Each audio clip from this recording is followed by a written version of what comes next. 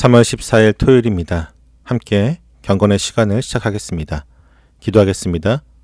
참된 소망과 용서를 베푸시는 하나님, 새로운 아침과 함께 주님의 크신 은혜 가운데 저희를 불러주시니 감사합니다. 성령님께서 친히 이끄시는 그 손길을 따라 저희를 품어주시는 십자가의 사랑을 굳게 신뢰하며 기쁜 마음으로 하루를 시작하기를 원합니다. 저희에게 주어진 일상의 모든 순간마다 아침을 기다리는 파수꾼처럼 주님의 선하신 약속을 기대하며 평안히 걸어가게 하여 주옵소서. 예수님의 이름으로 기도드립니다. 아멘. 시편 130편을 함께 보도록 하겠습니다. 같이 읽습니다. 주님, 내가 깊은 물속에서 주님을 불렀습니다. 주님, 내 소리를 들어주십시오. 나의 애원하는 소리에 귀를 기울여 주십시오. 주님, 주님께서 죄를 지켜보고 계시면 주님 앞에 누가 감히 맞설 수 있겠습니까? 용서는 주님만이 하실 수 있는 것이므로 우리가 주님만을 경외합니다. 내가 주님을 기다린다. 내 영혼이 주님을 기다리며 내가 주님의 말씀만을 바란다. 내 영혼이 주님을 기다림이 파수꾼이 아침을 기다림보다 더 간절하다. 진실로 파수꾼이 아침을 기다림보다 더 간절하다. 이스라엘아, 주님만을 의지하여라. 주님께만 인자하심이 있고 속량하시는 큰 능력은 그에게만 있다. 오직 주님만이 이스라엘을 모든 죄에서 속량하신다. 아멘. 시인은 자신의 비참한 영적인 상태를 고발하며 스스로 빠져나올 수 없는 절망의 한가운데서 다급하게 주님을 부릅니다.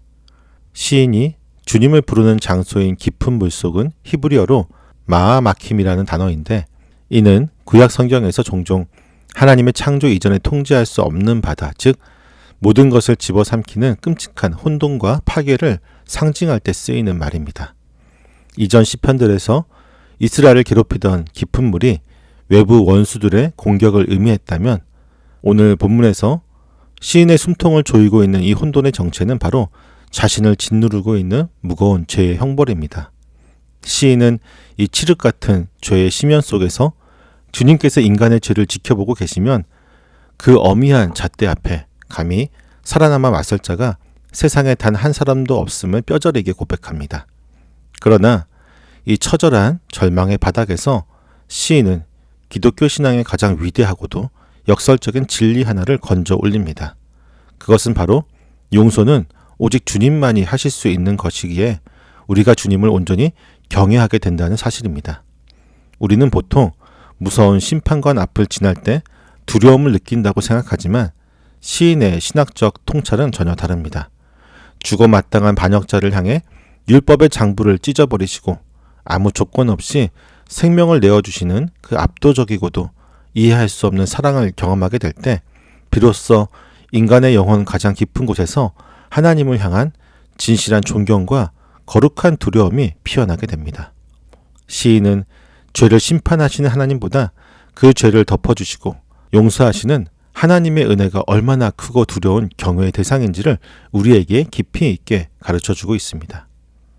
용서를 통해 주님의 참된 성품을 깨달은 시인은 이제 요동치던 감정의 소용돌이를 가라앉히고 오직 내 영혼의 주님을 기다리며 주님의 입에서 나올 말씀에 자기의 삶의 닻을 단단히 내리게 됩니다. 그는 죄책감과 고통의 밤을 견뎌내는 이 치열한 영적인 기다림을 칠흑 같은 어둠 속에서 성벽을 지키는 파수꾼의 모습을 빗대어 생생하게 묘사하고 있습니다. 파수꾼에게 밤은 언제 적이 기습을 해올지 모르는 극도의 긴장과 매서운 추위가 몰아치는 고통의 시간입니다. 하지만 파수꾼이 그 두려운 밤을 끝내 견딜 수 있는 유일한 이유는 정해진 시간이 이르면 예외 없이 저 너머에서 아침 해가 떠오른다고 하는 흔들리지 않는 자연의 법칙을 굳게 믿고 있기 때문입니다. 시인은 자신의 영혼이 저 성벽의 파수꾼이 아침을 기다림보다 더 간절하다고 거듭 토로합니다. 이 기다림은 그저 시간이 흘러 고통이 지나가기만을 바라는 수동적인 태도가 아닙니다. 내 죄악이 만든 짙은 어둠 속에서도 시인은 끝까지 정신을 차리고 깨어서 버팁니다. 말씀으로 약속하신 하나님의 자비로운 빛이 마침내 내 영혼에 구원의 아침을 열어주실 것을 굳게 믿고 있기 때문입니다. 그는 지금 하나님과의 어긋난 관계가 온전히 회복되는 그 영광스러운 은혜의 아침을 애타는 마음으로 기다리고 있는 것입니다. 개인의 참회와 뼈저린 기다림에서 시작된 시인의 기도는 이제 영적 벼랑 끝에 선 이스라엘 공동체 전체를 향한 위대한 소망의 초대로 넓게 확장되고 있습니다. 당시 이스라엘은 바벨론 포로기에서 돌아와 힘겹게 예루살렘 성벽과 성문을 완공하고도 얼마 지나지 않아 또다시 안식일을 범하며 이방의 풍습에 젖어들곤 했습니다. 그들은 자신들의 결단과 노력만으로는 스스로를 거룩하게 지켜낼 수 있는 능력이 전혀 없는 그야말로 영적으로 파산한 공동체였습니다. 하지만 시인은 그 끔찍한 반복적인 실패 앞에서도 좌절하지 않고 이스라엘을 향해 오직 주님만을 의지하라고 강력하게 호소합니다. 주님 곁에는 늘 변함없는 언약적인 사랑인 인자하심과 정당한 값을 온전히 치르고 노예를 건져내시는 속량하시는 큰 능력이 동반자처럼 함께 있기 때문입니다. 시인은 이 무너진 이스라엘을 다시 살려낼 유일한 희망이 백성들의 도덕적인 갱신이 아니라 오직 하나님 편에서 베푸시는 일방적인 은혜에 있음을 명확하게 밝힙니다. 그는 주님만이 이스라엘을 모든 죄에서 속량하신다는 흔들림 없는 구원의 확신을 온 회중 앞에서 선포합니다. 시인은 자신이 깊은 혼돈의 물속에서 직접 체험했던 그 한없는 용서의 하나님이 결국 거듭해서 넘어지고 있는 우리 공동체 전체의 깨어진 관계를 다시 이어주시고 흑암의 권세에서 완전하게 건져내실 것을 확신하면서 온 백성을 변함없는 언약의 은혜 앞으로 든든하게 이끌고 있습니다. 시편 130편은 죄의 깊은 바다에서 오직 주님의 용서와 언약적인 사랑에 기대어 구원의 아침을 갈망하는 참회의 노래입니다. 이 노래는 우리에게 세 가지 믿음의 태도를 요구하고 있습니다. 첫째는 멸망의 물속에서 나를 건지신 은혜 앞에서 진정한 경외를 배우는 겸손입니다. 둘째로 짙은 어둠 속에서도 주님의 말씀을 파수꾼처럼 깨어 기다리는 영적인 인내입니다. 마지막은 끊임없이 넘어지는 우리 공동체를 끝내 속량해 주실 주님의 능력을 굳게 신뢰하는 것입니다. 때문에 주님을 기다린다는 것은 내 힘으로 거룩해지려고 하는 헛된 시도를 모두 내려놓고 십자가의 속량하심을 온전히 붙잡는 것입니다. 우리는 오늘 하루를 살아가면서도 옛 습관을 버리지 못하고 똑같은 죄의 깊은 물속으로 가라앉곤 합니다. 거듭되는 영적인 실패 앞에 주님 앞에 설 자격이 없다고 하는 뼈저린 죄책감이 밀려올 수도 있습니다. 하지만 그럴 때마다 사도 바울의 선포를 기억해야 합니다. 주님은 우리의 연약함을 기록하여 정죄하시는 분이 아니라 우리를 흑암의 권세에서 건져내어 사랑하는 아들의 나라로 옮기시는 분이십니다.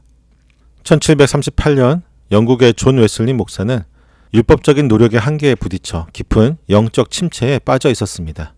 그러던 어느 날 오후 런던 바울 성당에서 울려 퍼지던 이 시편 130편의 찬양을 듣고 진리의 빛을 발견하게 됩니다. 자신의 종교적인 수고를 내려놓고 오직 십자가의 은혜를 파수꾼처럼 바라볼 때 비로소 참된 평안과 회심의 아침을 맞이한 것입니다. 우리도 마찬가지입니다. 우리를 살리기 위해 십자가의 고통스러운 물속에 친히 잠기셨던 예수님의 인자하심만을 단단히 붙잡기를 원합니다. 죄책감에 춥고 긴 밤이 지나고 주님의 조건 없는 용서와 완전한 속량하심의 아침이 오늘 우리의 삶과 공동체 위에 눈부시게 밝아오기를 간절히 소망합니다. 기도하겠습니다. 저희를 완전한 사랑으로 안아주시는 주님, 저희의 어떠한 노력이나 자격이 아닌 오직 주님의 한없는 자비로 온전한 구원의 아침을 열어주시니 감사합니다. 온전히 주님만 의지해야 할 때에도 스스로의 힘과 계획에 기대려고 했던 지난날의 발걸음을 돌아보며 다시금 주님의 크신 은혜를 구합니다. 저희의 마음을 주님의 따뜻한 사랑으로 채워주시고 어떤 상황 속에서도 주님의 인도하심을 잠잠히 기다리는 굳건한 믿음으로 새롭게 빚어주옵소서. 저희를 향한 변함없는 사랑을 기억하게 하시고 평범한 일상의 자리에서 주님이 주시는 참된 평안과 소망을 사랑하는 이웃들과 함께 온전히 누리는 저의 모습이 되게 하여 주옵소서. 예수님의 이름으로 기도드립니다.